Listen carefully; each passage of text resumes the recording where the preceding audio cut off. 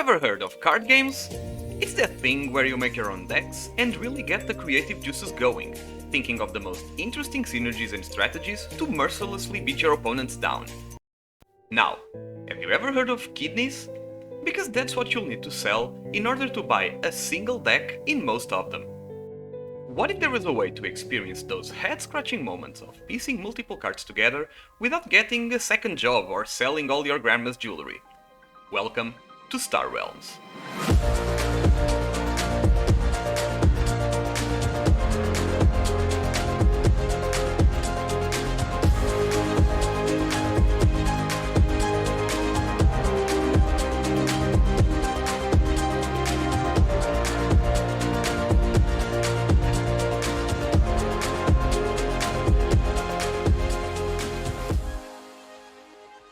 Two quick things before we start. I know the game does not look good, but trust me, please stay at least for a little bit, you might be surprised. Also, how on earth do you do a B-roll for this? No, seriously, if you have any ideas, please let me know. There might be more card games coming down the pipe. Anyway, Star Realms is a deck building game developed and published by Wise Wizard Games. Set in a fictional, futuristic universe, you play the role of a commander, recruiting allies from 4 different factions in order to defeat the opposing commander. Games follow a turn-based system where each player plays their hand of cards, passes the turn to the opponent, and so on, until one of them runs out of life, or authority as it's called. Being a deck builder, both players begin the game with the exact same deck of bad cards rather than reconstructing one. These cards provide a bit of money when played, which can then be used to purchase better cards from the center called the trade row, which is accessible to both players. Purchased cards go to your discard pile, and whenever your deck is empty, the discard pile is shuffled to create a new deck, which now includes the purchased cards from earlier, progressively making your deck better. Cards come in 2 types and are very simple. They can be ships or stations, they have a faction, a cost to buy, and give money, damage, or special abilities like forcing the opponent to discard. Some cards also get extra bonuses if played alongside the card of their own faction. Ships are discarded at the end of the turn, while stations remain in play until the opponent destroys them, acting like shields that protect your authority. And that's basically it. Now, given what seems like a very simple game made for very small children, why oh why would I be recommending it? That's because beneath the surface lies a web of complex and layered systems that can both draw in complete beginners as well as hook genre veterans. As far as deck builders go, Star Realms is probably one of the most accessible ones out there. There's no multiple places to buy stuff from, no multiple currencies, nothing weird. Just get coin, buy boom boom and win. And while this might seem reductive and overly simple with not much wiggle room to get creative or make cool decks, there's some barriers in place that avoid this issue. First of all, inherent to deck builders is the randomness of never knowing what cards you'll be able to buy or what cards you'll get in your hand. Then there's the 4 factions available, each of them with a clear goal in mind. Broadly, there's Trade Federation for Blue, which focuses on getting a ton of life to try and extend games long enough to purchase almighty game-ending cards. Blob for Green, which excels at destroying cards in the trade row, denying your opponent of key resources while whittling them away with high attack cards. Star Empire for Yellow, which forces your opponent to discard, potentially making them play a turn with 1 card or no cards at all rather than the usual 5.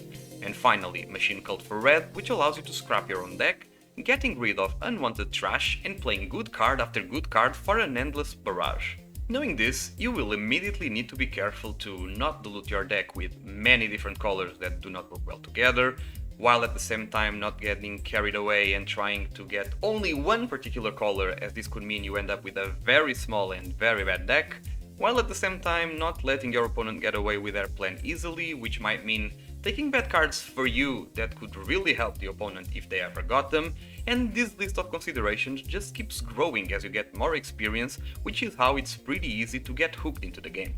To add to this, games are very short, 30 turn stops, and this is really pushing it, which equates to about 5 to 7 minutes.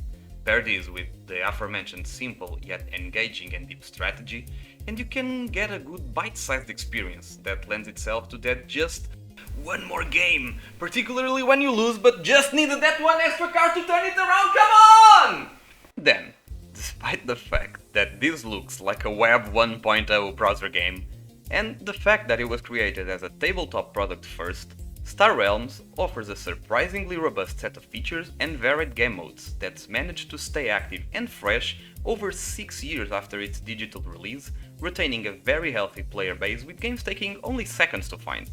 You can play campaigns against AI, which are sets of encounters with small deviation from the base rules, such as starting with a certain card already in play or with extra optional challenges. It's important to note the developers clearly put some effort in the world building, and each campaign level comes with its own lore and story. The mining planet Aradel is being ravaged by civil war.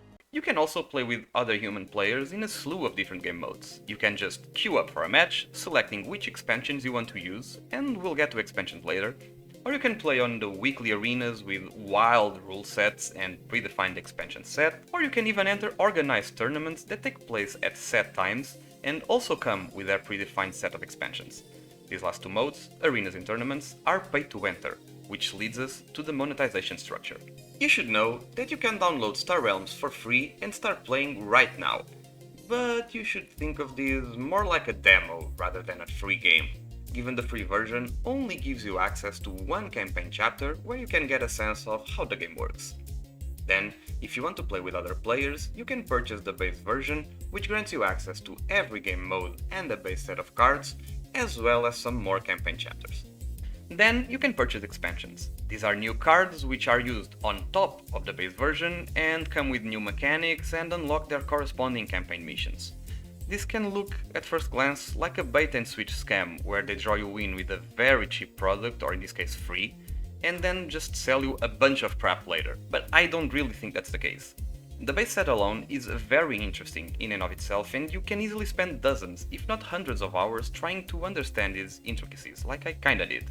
Expansions are truly optional and not mandatory in any way, if only for the fact that you'll never play against opponents which own expansions that you don't, so games are always fair, there's never any pay to win involved.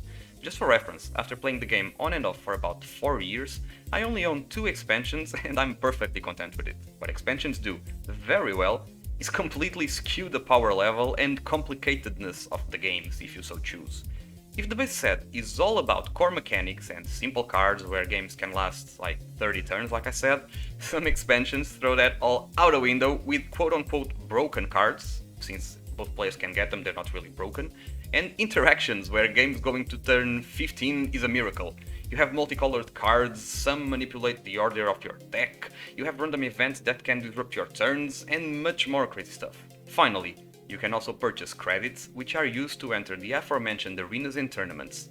Even then, the first arena of each week is free, and occasionally some tournaments will also be completely free to attend. Placing well on both arenas and tournaments will grant a credits reward, so you can potentially make your money back. It's important to note that all purchases are cross-platform, so you don't need to pay multiple times in order to play on PC or Android or iOS or whatever. Now, obviously, not everything is all unicorns and rainbows. First of all, like I said, the game looks like a web browser-based experience, down to the fact you can't even use your mouse wheel or swipe to scroll through your cards in-game. It's just jarring and makes the game look extremely cheap.